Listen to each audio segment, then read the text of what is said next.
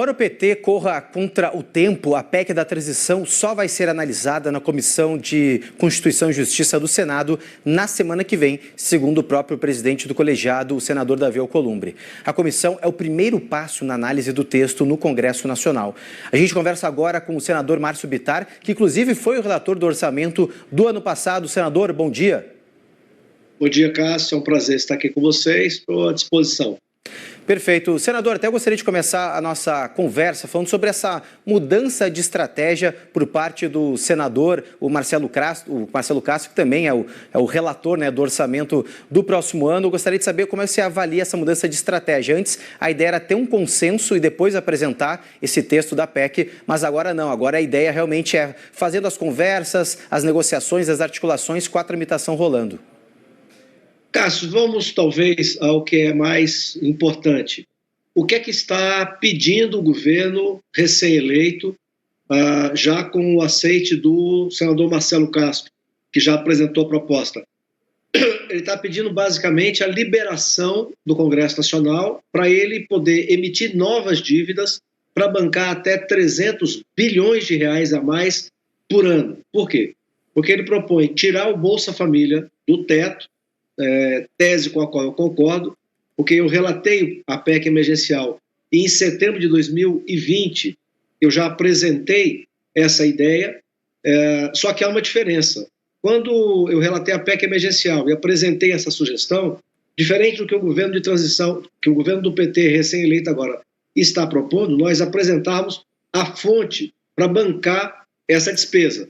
Agora não. Agora o governo apresenta tirar o Bolsa Família, que voltará a ter o nome de Bolsa Família, do teto, abrindo fiscalmente 105 bi no orçamento e propondo mais 6,5% daquilo que exceder a arrecadação, que essa agora está calculada em 23 bilhões de reais, mais 70 bilhões. Então, veja bem, ele propõe 170 com mais 23 a 190, quase 200 bilhões de reais, fora do teto, e abre no orçamento fiscal mais 105 bilhões de reais.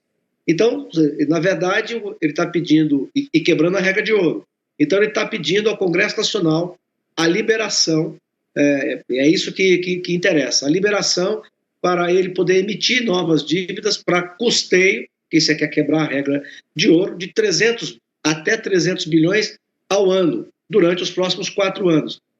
Como o teto, a lei do teto, ela está calculada para ser revista em 2026, então, na prática, ele está propondo até o fim do teto, porque se você pode, na revisão da lei do teto fiscal de 2026, você pode até acabar com essa lei que foi implementada no governo do Michel Temer. Então, fundamentalmente é isso.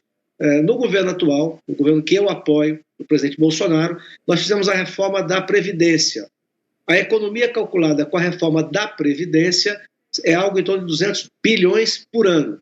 Então, o que o governo eleito está dizendo? Eu vou pegar a economia que vocês fizeram, que daria 800 bilhões nos próximos 4 anos, e vou tirar do teto, e eu estou pedindo autorização do Congresso Nacional para gastar não apenas com o novo programa, que será a Bolsa Família, como com aquilo que eu quiser, porque eu vou quebrar a regra de ouro, e posso emitir dívida nova para custeio, o que a lei do teto hoje não permite.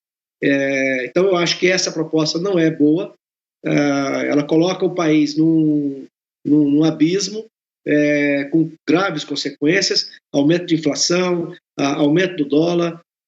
Então, eu penso que nós devíamos tirar, sim, o Bolsa Família do teto, mas propondo concretamente de onde virá esse recurso. Essa era a proposta que eu relatava ainda em setembro de 2020.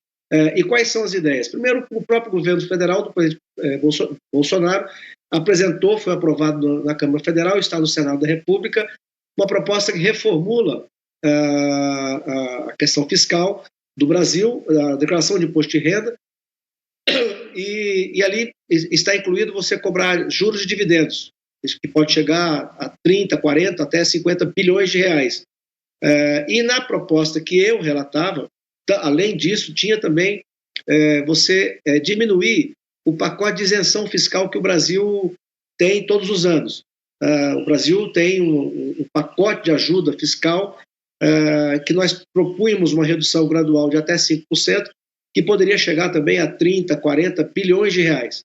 Então, isso é o ideal. O governo eleito agora ainda pode usar essa ferramenta. Senador, qual seria então, na visão do senhor, a proposta, o tamanho dessa PEC em relação ao valor e o período de vigência mais palatável para a oposição, né, no caso agora, né, essa base do presidente Jair Bolsonaro, para que tenha então uma convergência, né, que tenha um bom senso, um caminho do meio? Qual seria o valor e o período que vocês defendem no Congresso?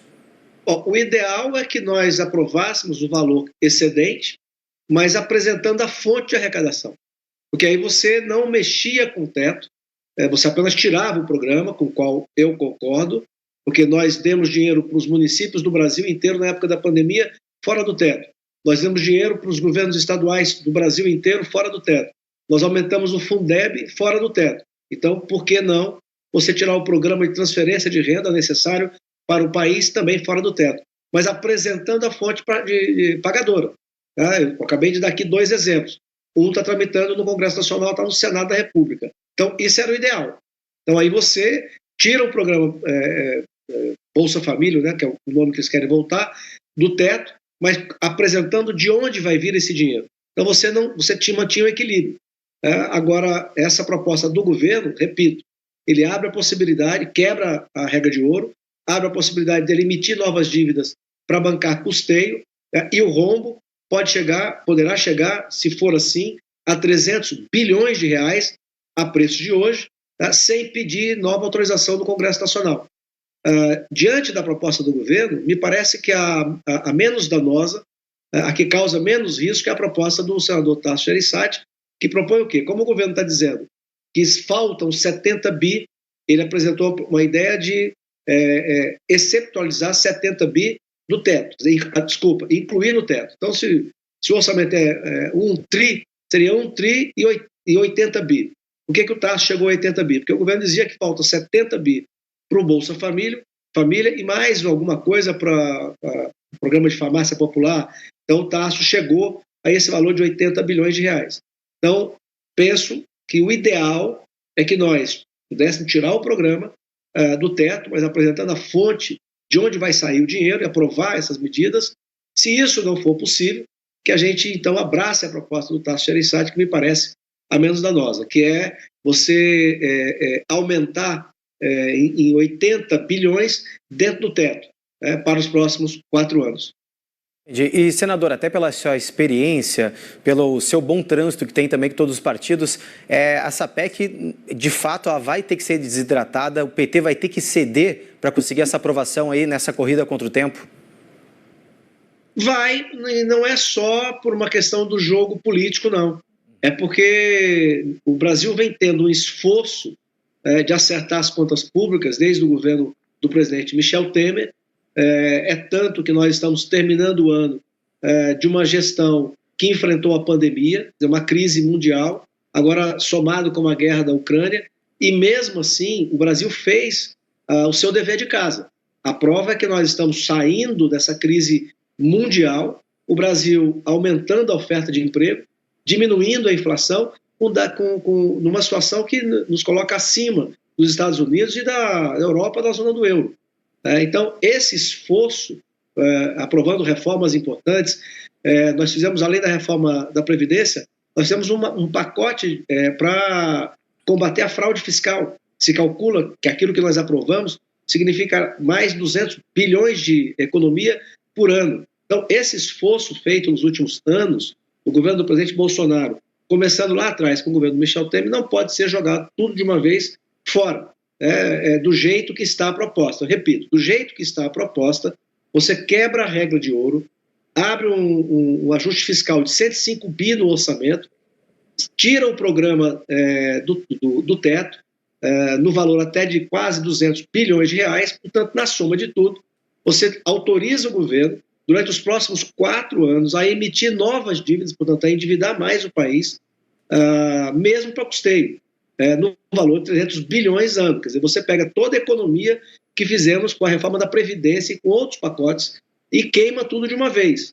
Isso tem consequências econômicas graves. Então, diante dessa possibilidade, não é só pelo jogo político, mas diante dessa hipótese de quebrar todo o rigor fiscal que vemos conquistando ao longo de 6 anos, vai ter que ter um entendimento.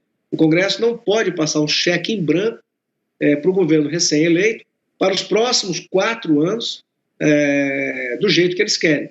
Então, vai ter que... por isso que eu entendo que entre uma coisa e outra, a proposta do senador Tasso Gereissati quer colocar 80 bi, que atende, então, o que o governo eleito está dizendo que quer fazer, dentro do teto. Então, você, como eu disse, se o orçamento é de 1 tri, você colocaria 1 tri e 80 bi. Então, está dentro do teto, você excepcionaliza o programa nesse valor de 80 bi, que é o que o governo novo está dizendo que quer. Vai ter que chegar num consenso, porque não vai dar, a meu juízo, não vai dar para aprovar do jeito que o governo eleito quer. Não dá para passar um cheque em branco, colocando tudo que fizemos nos últimos 6 anos, de arrumar a casa, colocar de uma hora para outra, podendo jogar tudo que fizemos, jogar fora. Perfeito, senador. Gostaria de agradecer muito a sua participação, também o seu posicionamento em relação à tramitação da PEC da transição, que agora, de fato, a partir da semana que vem começa na CCJ, depois passa para o plenário. É claro que tem todo aí o bom senso de parlamentares, tanto do governo eleito como da oposição, para que essa PEC seja aprovada, já que era uma promessa de campanha tanto de Lula como de Bolsonaro. Agora, claro, estão tentando encontrar o caminho do meio, né? Esse meio tempo para que também não fique as contas públicas aí numa situação pior, né? Claro, com responsabilidade fiscal. Obrigado, senador, pelas suas informações. O espaço está sempre aberto aqui para o senhor conversar com a gente. Não, eu que te agradeço, e você termina fazendo uma afirmação importante. É verdade, tanto o meu candidato, Bolsonaro, quanto o candidato do PT, o Lula, prometeram a mesma coisa. Então, o Congresso eleito tem um compromisso até com o próprio resultado da campanha eleitoral de aprovar. Então, há um consenso quanto a isso. Quer dizer, o programa que agora vai se chamar Bolsa Família, no valor de R$600, mais aquele auxílio de 150, é um consenso. Agora, como fazer isso sem jogar toda a responsabilidade fiscal responsável por fazer o Brasil sair da crise melhor do que países como os Estados Unidos e a Europa, os países da zona do euro? Então, como fazer isso, como garantir os R$600, o auxílio prometido por ambos os candidatos na campanha, sem quebrar fiscalmente o Brasil? Muito obrigado. Obrigado, senador, mais uma vez. Bom, gente, 8 horas.